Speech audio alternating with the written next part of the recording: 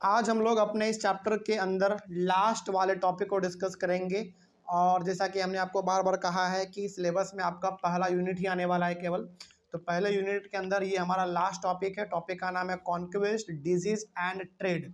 इसके अंदर बेसिकली हम लोग तीन चीज़ों के ऊपर बात करेंगे। कॉन्क्वेस्ट का मतलब हो गया किसी के ऊपर हमला करो और उसको जीत लो, ठीक है, ये इसके बारे में बात करेंगे। डिजीज का मतलब आपको पता है बीमारी, और ट्रेड का मतलब व्यापार, खरीदो बेचो, इस तरीके से इसके बारे में हम लोग इसमें बात करने वाले हैं। तो पहला पॉइंट इसमें लिखा गया है कि the pre modern world shrank greatly in the 16th century after European sailors found a sea route to Asia and also successfully crossed the western ocean to America. मतलब ये हो गया कि जब यूरोप के लोगों ने, बहुत ध्यान से समझिएगा ये, ठीक है, जब यूरोप के लोगों ने अमेरिका और एशिया जाने का रास्ता जब इन्होंने ढूंढ लिया, तो फिर ये जो हमारा पूरा का पूरा दुनिया था ना, इकट्ठा हो गया, मतलब ज़्यादा आपस में जुड़ने लग गया। क्योंकि देखो पहले के लोग ना, पहली बात तो पहले के लोग ज़्यादा ट्रैवल करते नहीं थे, और यदि वो एक बार ट्रैवल करके कहीं पर पहुंच गए तो इसका मतलब है कि उन्होंने उस रास्ते का खोज कर दिया। अब लोगों को पता चल जाता था कि अच्छा ये आदमी इस रास्ते से गया था, तो यदि हम भी इस रास्ते से जाएंगे तो हम वहाँ पहुँच जाएंगे। तो कहने का मतलब ये है कि जब यूरोपियन सेलर्स ने, यानी कि यूरोप के वो लोग जो कि बेसिकली बड़े बड़े जहाज़ों पर घूमते थे, जब उन्होंने एशिया और अमेरिका जाने का रास्ता जब उन्होंने ढूंढ लिया, 16th सेंचुरी के आसपास का बात हो रहा है, उस समय पे हमारे ये पूरा दुनिया आपस में ज़्यादा कनेक्टेड हो गया, यानी कि सब एक दूसरे से कनेक्ट हो गया उस समय पे, ठीक है। आगे बढ़ते हैं। अब इसके अंदर हम लोगों को थोड़ा सा अलग अलग कंट्री के बारे में पढ़ लेते हैं थोड़ा सा, कि उस समय पे कौन से कंट्री का क्या हाल था। देखो इस तरीके से जो हमने यहाँ पे लिखा है, अबाउट इंडिया, अबाउट अमेरिका, उसके बाद अबाउट पोर्चुगीज एंड स्पेनिश, इस तरीके से एनसीईआरटी में ना अलग अलग टॉपिक बना के नहीं लिखा है, लेकिन हमने यहाँ पे अलग अलग टॉपिक बना के लिख दिया है, ताकि आपसे जिस भी चीज़ के बारे में पूछिए आप उसके बारे में आराम से बता सकें, ठीक है। तो सबसे पहले हम लोग बात करते हैं इंडिया के बारे में, खास करके इंडियन ओशन के बारे में बात करेंगे। The Indian Ocean had known a bustling trade with goods, people, knowledge, customs, etc. crisscrossing its water। इसका मतलब क्या हुआ देखो, यानी कि जब हमारा दुनिया सब एक दूसरे से आपस में कनेक्टेड हो रहे थे, एक दूसरे से जब जुड़ रहे थे, उस समय पे हमारे इंडियन ओशन का भी बहुत बड़ा रोल था। यानी कि हमारे इंडियन ओशन के ऊपर से भी होकर अलग अलग कंट्री के जहाज गुजरते थे, जिसमें ट्रेड होता था, लोग मूव करते थे, और लोग जब जा रहे हैं तो अपने साथ नॉलेज लेकर जा रहे हैं, या फिर आ रहे हैं तो अपने साथ कुछ नॉलेज लेकर आ रहे हैं। कस्टम का मतलब हो गया अपना कुछ तौर तरीका, परंपरा, ये सब भी हमारे इंडियन ओशन से होकर गुजरते थे। कहने का मतलब ये है कि इंडियन ओशन अभी हमारा एक ऐसा ओशन था जिसके ऊपर से होकर बहुत सारे कंट्री के जहाज गुजरते थे और अलग अलग कंट्री में पहुंचते थे, और उसी सी रूट के थ्रू, यानी कि उस इंडियन ओशन के थ्रू हमारा ट्रेड भी होता था, नॉलेज का भी शेयरिंग होता था, ठीक है। इस तरीके से हमारा उस समय पे इंडियन ओशन का दबदबा था, ठीक है। आगे बढ़ते हैं, ये था हमारा इंडिया के बारे में। अब अमेरिका के बारे में क्या था भाई, थोड़ा सा इसके बारे में समझो। अमेरिका के बारे में ना बड़ा अच्छा बात इसमें क्या लिखा है देखो, America had been cut off from regular contact with the rest of the world for millions of years. आपने देखा पिछले वाले क्लास में कि अमेरिका का खोज किसने किया, क्रिस्टोफर कोलंबस ने किया। यानी कि जब अमेरिका का खोज नहीं हुआ था ना, उसके पहले तक अमेरिका पूरी दुनिया से अलग था। बिल्कुल समझिएगा, मतलब कि अमेरिका में लोग रहते थे, लेकिन बाकी बाहर की दुनिया को ये नहीं पता था कि अच्छा अमेरिका जैसा भी कोई जगह है। तो जब क्रिस्टोफर कोलंबस यूरोप से निकले और अमेरिका का जब उन्होंने खोज किया, तब जाकर लोगों को पता चला कि अच्छा अमेरिका जैसा भी उधर कोई देश है, ठीक है। तो कहने का मतलब ये है कि अमेरिका पूरी दुनिया से लंबे समय तक कटा रहा मतलब उसको किसी से कोई मतलब नहीं था अमेरिका को, ठीक है। आगे बढ़ते हैं। But from the 16th century its vast lands and abundant crops and minerals began to transform trade and lives everywhere। लेकिन जब अमेरिका का खोज किया क्रिस्टोफर कोलंबस ने, उसके बाद अमेरिका भी अलग अलग कंट्री से जुड़ने लगा, और अमेरिका का ट्रेड बाकी कंट्री से और बाकी कंट्री का ट्रेड अमेरिका से बहुत बड़े लेवल पे होने लगा। और सबसे बड़ी बात तो इसमें यह है कि अमेरिका ना उस समय पे 16th सेंचुरी में अमेरिका के पास बहुत ज़्यादा ज़मीन था और बहुत ज़्यादा क्रॉप और मिनरल्स भी था। अब देखो ऑब्वियस सी बात है, और पहले के समय में ना होता क्या था, हम आपको ये हकीकत बताते हैं। पहले के समय में यूरोप हमारा ऐसा कॉन्टिनेंट था ना, जहां पे संपत्ति ज्यादा दिखता था वहीं पे जाकर ये हमला कर देता था। समझिएगा, बहुत इंपॉर्टेंट ये पॉइंट है। यानी कि यूरोप के लोग और खास करके यूरोप के अंदर ब्रिटेन के लोग जहाँ पे संपत्ति, धन, पैसा ये सब ज़्यादा दिखता था ना, वो लोग वहाँ पे हमला कर देते थे और वहाँ के सारी चीज़ों को लूट लेते थे। उसी प्रकार का हमारा एक देश था अमेरिका। अमेरिका तो पहली बात पूरी दुनिया से कटा हुआ था, किसी को अमेरिका के बारे में पता नहीं था। लेकिन जब क्रिस्टोफर कोलंबस को अमेरिका के बारे में पता चला, तो उनको पता चला कि अरे भाई, अमेरिका के बारे में तो बहुत बड़े बड़े चीज़ें हैं। यानी कि अमेरिका के अंदर बहुत बड़ा बड़ा ज़मीन था, अमेरिका के अंदर बहुत सारे मिनरल्स थे, अमेरिका के अंदर बहुत बड़े लेवल पे क्रॉप था। तो यूरोप के लोगों को ये देखा नहीं गया, उनको लगा कि हमारे यहाँ पे कुछ नहीं है, अमेरिका के पास इतना कुछ है, तो चलो हमला करते हैं अमेरिका के ऊपर और सारा कुछ वहाँ से लूट लेते हैं। उसके ऊपर हमला भी किया गया। अब किसने हमला किया ये हम लोग आगे पढ़ेंगे, लेकिन कुछ और बातें जान लेते हैं पहले। Precious metals, particularly silver from mines located at present-day Peru and Mexico, enhanced Europe's wealth and financed its trade with Asia। आप देखो, अब अमेरिका के अंदर दो जगह है, एक है पेरू, आपने नाम सुना होगा, और दूसरा आपका मैक्सिको। ठीक है, ये पेरू और मैक्सिको के अंदर ना, अमेरिका के अंदर मतलब ये ऐसा दो जगह था जहां पे बड़े लेवल पे सिल्वर पाए जाते थे। सोचो, सिल्वर। और ये सिल्वर कैसे पाए जाते थे? खदान में, मतलब कि खोदो जमीन को और उससे सिल्वर निकाल लो। और यही सब चीज़ यूरोप वाले को देखा नहीं गया। उनको लगा कि यार हमारे पास कुछ नहीं है, इसके पास सिल्वर निकल रहा है, वो भी खदान के रूप में निकल रहा है, तो क्यों ना अमेरिका के ऊपर हमला किया जाए और सारे के सारे सिल्वर को लूट लिया जाए। तो ऑब्वियस सी बात है, वही हुआ। यूरोप वाले लोगों ने अमेरिका के ऊपर हमला किया उस समय पे और वहाँ के सारे धन संपत्ति को उन्होंने लूट लिया। लेकिन यहाँ पे थोड़ा सा आगे आपको मिलेगा कि अमेरिका वाले ने वहाँ पे जो हमला किया था, सॉरी, यूरोप वाले ने जो अमेरिका के ऊपर हमला किया, उन्होंने कोई हथियार से हमला नहीं किया था, बल्कि उन्होंने बीमारी से हमला किया था। अभी बीमारी किसका था भाई, थोड़ा सा आगे हम लोग पढ़ेंगे। तो कहने का मतलब ये है कि अमेरिका जो है ना, धन संपत्ति, पैसा, प्रॉपर्टी के मामले में पीछे बिल्कुल भी नहीं था। इसके पास बहुत ज़्यादा प्रॉपर्टी था। प्रॉपर्टी का मतलब सिल्वर था इनके पास। आगे हम लोग अभी अगला पॉइंट पढ़ेंगे तो आपको पता चलेगा कि वहाँ पे एक शहर था जहाँ पे कि पूरा गोल्ड ही था, पूरा सोना था। ठीक है, आगे बढ़ते हैं फिर। एल डोराडो, ये भी एक जगह है अमेरिका के अंदर। El Dorado was considered to be the favoured city of gold. ऐसा कहा जाता था उस समय पे कि अमेरिका के अंदर जो एल डोराडो जगह है उसमें पूरा का पूरा सोना है।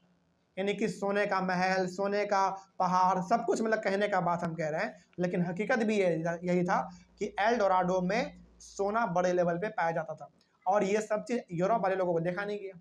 उनको लगा कि यार अमेरिका के पास इतना कैसे हो सकता है, हमला करेंगे, सारा कुछ लूट लेंगे। और वाकई में उन्होंने वहाँ पे हमला किया और यूरोप के सारे धन संपत्ति को उन्होंने लूट के अपने कब्जे में कर लिया।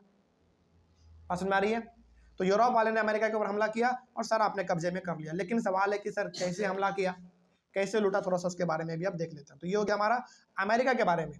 अब बात करते हैं थोड़ा सा पोर्टुगीज और स्पेनिश के बारे में। ठीक है, तो ये पुर्तगाल और स्पेन दोनों कहाँ पे आपका पड़ता है? यूरोप के अंदर पड़ता है। इस बात को आप याद रखेंगे। तो अब इसमें हुआ क्या, देखो, the Portuguese and Spanish conquest and colonisation of America. चूंकि ये दोनों जगह कहाँ पे हमारा है? पोर्टुगीज का मतलब जो पुर्तगाल के लोग हैं, स्पेनिश मतलब जो स्पेन के लोग हैं, और ये दोनों जगह कहाँ पे है? यूरोप के अंदर है। इन्होंने क्या किया, अमेरिका के ऊपर हमला किया और वहाँ पे वो कॉलोनी बनाने लगे। कॉलोनी बनाने का मतलब है कि वहाँ पे हम जाएंगे, हमला करेंगे, कब्जा करेंगे और जगह अपना डिफाइन कर लेंगे और हम लोग बोलेंगे कि ये जगह हमारा है, इसके अंदर कोई नहीं आएगा। जिस तरीके से उन्होंने इंडिया में हमला किया ना, कॉलोनी बना के रूल करते थे कि हाँ इधर से इधर मेरा, इधर से उधर तुम्हारा, इस तरीके से, उसी प्रकार से उन्होंने अमेरिका के ऊपर हमला किया, वहाँ पे कॉलोनी बनाया और सारे धन संपत्ति को उन्होंने वहाँ से लूट लिया। और कौन थे लूटने वाले? खास करके यूरोप थे। और यूरोप में भी कौन? पोर्टुगीज और स्पेनिश। ठीक है, आगे बढ़ते हैं। अब इन्होंने लूटा कैसे ना, ये भी देखो, बड़ा विचित्र कहानी है। The most powerful weapon of the Spanish conquerors was not a conventional military weapon at all. It was the germs such as smallpox that they carried on their person. देखो, नॉर्मली जब कोई कंट्री की दूसरे country पे हमला करता है तो गोला बारूद हथियार से हमला करता है। लेकिन जब इन्होंने, यानी कि स्पेन और पोर्टुगीज के लोगों ने जब यूरोप के ऊपर, जब अमेरिका के ऊपर हमला किया तो किसी हथियार से हमला नहीं किया, बल्कि हुआ क्या ना, पोर्टुगीज और स्पेन के अंदर एक बीमारी था जिसको हम लोग कहते हैं स्मॉल पॉक्स। ठीक है, ये बीमारी बड़ा कॉमन था। कहाँ पे? पुर्तगाल और स्पेन में बड़ा कॉमन था स्मॉल पॉक्स। और ये क्या किए, अपने यहाँ से वैसे लोगों को पकड़ा इन्होंने जिसको कि स्मॉल पॉक्स हुआ है, और उन लोगों को पकड़ के कहाँ पे लेके चले गए, वो अमेरिका चले गए। और जब वो आदमी अमेरिका के लोगों के साथ घुला मिला तो स्मॉल पॉक्स क्या हो गया, ट्रांसफर हो गया, यानी कि वो बीमारी फैल गया। और ये बीमारी जब फैला तो पूरे के पूरे यूरोप में सॉरी सॉरी सॉरी पूरे के पूरे अमेरिका में ये स्मॉल पॉक्स का बीमारी हमारा फैल गया। अब ये बीमारी जब फैला ना तो पूरे यूरोप के लोग क्या होने लगे, सॉरी पूरे अमेरिका के लोग क्या होने लगे, बीमार पड़ने लगे। और अब आपके मन में सवाल होगा कि सर जो स्पेन और पुर्तगाल के लोग गए थे अमेरिका, जो अपने साथ स्मॉल पॉक्स को लेकर गए थे, सर उसको भी तो बीमारी है, वो भी तो मर सकता है। लेकिन देखो यहाँ पे ना हुआ क्या, यहाँ पे उल्टा केस था।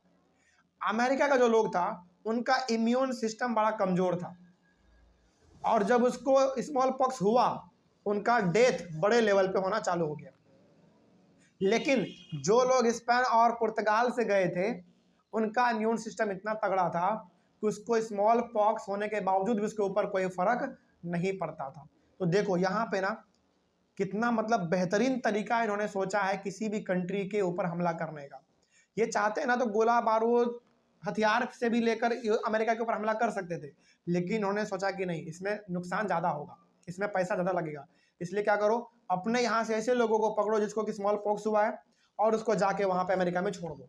वो अमेरिका के लोगों के साथ घुलेगा मिलेगा, वहाँ के लोगों को खुद स्मॉल पॉक्स हो जाएगा, और अमेरिका के लोगों के का इम्यून सिस्टम उतना तगड़ा नहीं था जिसके वजह से उसको स्मॉल पॉक्स हुआ और बड़े लेवल पर लोग मारे गए जान से। ठीक है, वही बात इसमें कहा गया था कि अमेरिकाज ओरिजिनल इनहेबिटेंट्स, यानी कि अमेरिका के जो आदमी थे वहाँ पे रहने वाले, वहाँ के खुद के ओरिजिनल जो लोग थे, had no immunity against this diseases that came from Europe, यानी कि जो स्मॉल पॉक्स वाला बीमारी यूरोप से आया था अमेरिका में, उससे बचने के लिए जो इम्यून सिस्टम होना चाहिए वो अमेरिका के लोगों का उतना बढ़िया नहीं था, जिसके वजह से सभी को स्मॉल पॉक्स हुआ और सभी धीरे धीरे मरना चालू कर गए। अब आप खुद सोचो, जिस कंट्री के अधिकतर लोग बीमार हो, क्या वो लड़ पाएगा? कभी कभी नहीं लड़ पाएगा, जिसके वजह से अमेरिका कमजोर पड़ गया और उसके ऊपर हमला किया गया, सारे उसके धन संपत्ति प्रॉपर्टी को लूट लिया गया। ठीक है, तो ये चीज था हमारा अमेरिका के साथ, कोई दिक्कत नहीं इसमें। अच्छा, इस तरीके से उन्होंने रूल किया अमेरिका पे, ठीक है, लेकिन क्या इसी तरीके से इन्होंने इंडिया के ऊपर भी रूल किया था क्या? नहीं, इंडिया के ऊपर इन्होंने कोई बीमारी नहीं फैलाया था, बल्कि इंडिया के ऊपर इन्होंने पूरा हथियार से हमला किया था, क्योंकि हम लोग थोड़ा सा ना मजबूत इंसान थे, हम लोगों का इम्यून सिस्टम अच्छा था, तो हम लोगों को जल्दी बीमारी होता नहीं, तो इन्होंने सोचा कि भाई इसको बीमारी नहीं हो सकता, इसलिए यदि इंडिया पे हमला करना है तो स्मॉल पॉक्स से नहीं कर सकते हैं, यहाँ पे गोला बारूद से हमला करो, तो उन्होंने गोला बारूद से हमला किया था। ठीक है, खैर आगे बढ़ते हैं। तो यहाँ पे आपको पोर्टुगीज और स्पेनिश के बारे में भी पता चल गया। स्मॉल पॉक्स क्या है इसके बारे में देख लो। Smallpox in particularly proved a deadly killer. Smallpox क्या था? एक बहुत ही डेडली किलर वाला बीमारी था, जो कि जिससे आदमी का भी जान चल जाता था। It killed and decimated whole communities paving the way for conquest, यानी कि जिसको स्मॉल पॉक्स होता था पूरी तरीके से उसका जान खत्म, और जब एक बार मोहल्ले में फैल गया तो पूरा मोहल्ला साफ। अब जब मोहल्ला ही साफ हो गया तो क्या हमला करने में आसानी होगा कि नहीं होगा? बिल्कुल होगा, सामानों को लूटने में भी आसानी होगा, इसीलिए ये लोग लूटते चले गए और आगे बढ़ते चले गए। तो इस तरीके से अमेरिका का पूरा नाश हो गया। ठीक है, लेकिन आगे बढ़ते हैं फिर। अब यूरोप देखो, आपको अभी पता चला कि पुर्तगाल और स्पेन ये दो ऐसे जगह जो कि यूरोप के अंदर है, इन्होंने पूरा संपत्ति लूट लिया अमेरिका का, लेकिन अमेरिका का संपत्ति लूटने के बावजूद यूरोप खुश नहीं था, क्योंकि यूरोप के अंदर अपना कुछ समस्या अलग ही चलता था। अब यूरोप के अंदर क्या समस्या था, थोड़ा सा उसके बारे में देख लो। इसको हमने लिखा है drawback of Europe. Drawback of Europe का मतलब है कि यूरोप अलग अलग कंट्री के ऊपर हमला करता था, उसके धन संपत्ति प्रॉपर्टी को लूट लेता था, इसके बावजूद यूरोप खुश नहीं था, वहां पे भी कुछ समस्याएं थे। अब क्या समस्या था देखो। समस्या पहला ये है कि thousands of people flee from Europe to America. हजारों हजार लोग यूरोप से निकलकर अमेरिका भाग रहे थे। अब सवाल होगा सर क्यों भाग रहे थे, थोड़ा सा इसके बारे में भी जानो क्यों भाग रहे थे। देखो, until the 19th century poverty and hunger were common in Europe, यानी कि 19th सेंचुरी तक यूरोप में गरीबी और भुखमरी ये दोनों बड़ा कॉमन चीज था। अब जरा खुद सोचो, जिस कंट्री में गरीबी बहुत हो, भुखमरी बहुत हो, लोगों को खाने का नहीं मिल रहा है, क्या लोग अभी भी उस कंट्री में रहना पसंद करेंगे?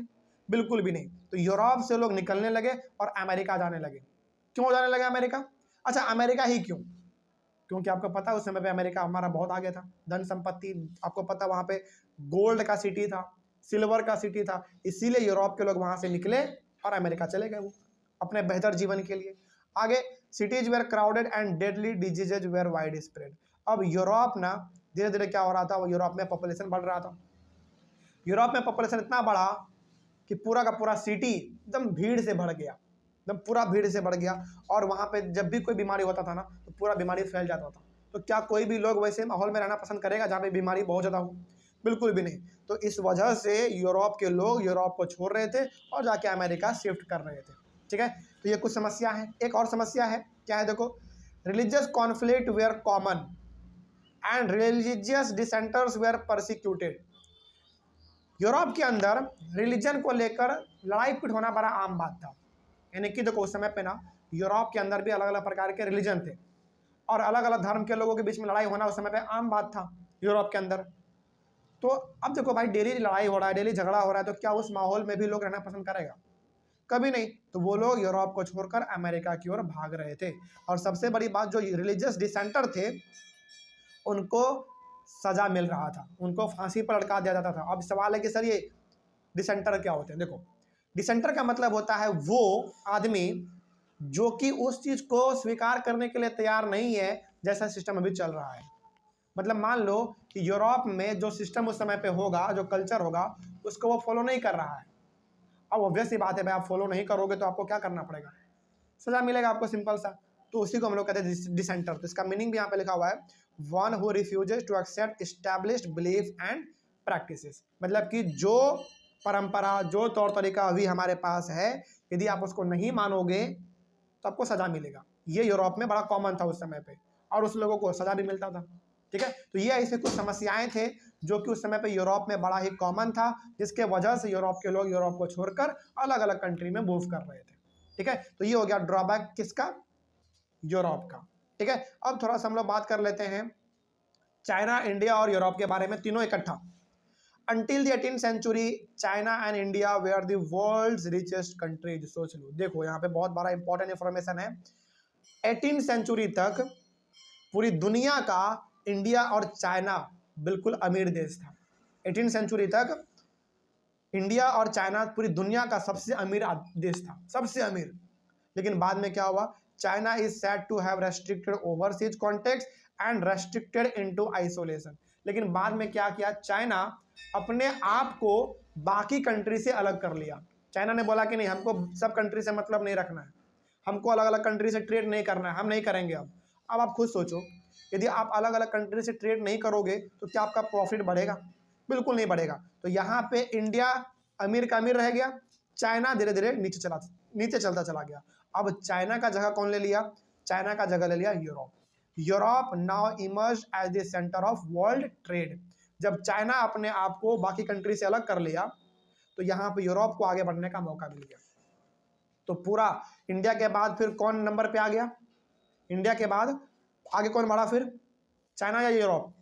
यूरोप बढ़ा, क्योंकि चाइना अपने आप को अलग कर लिया था सबसे। तो इस तरीके से ये टॉपिक भी हमारा कंप्लीट हुआ। देखो, इस तरीके से जो हमने टॉपिक वाइज डिवाइड करके जो हमने लिखे हैं ना सारे पॉइंट, इसको इसी तरीके से आप याद करना। क्योंकि यदि सारा हम एक पैराग्राफ के तौर पे लिख देंगे ना, एकदम कहानी जैसा लगेगा, आपको पढ़ने में भी अच्छा नहीं लगेगा और आपको याद भी नहीं हो पाएगा। इसीलिए आप इसको टॉपिक वाइज डिवाइड कर लेना, जैसे हमने इसमें किया है। इससे आप अच्छी तरीके से समझ पाओगे और लिख भी पाओगे। ठीक है, तो ये टॉपिक भी हमारा कंप्लीट हुआ। और अगला वाला तो हम लोगों को पढ़ना ही नहीं है।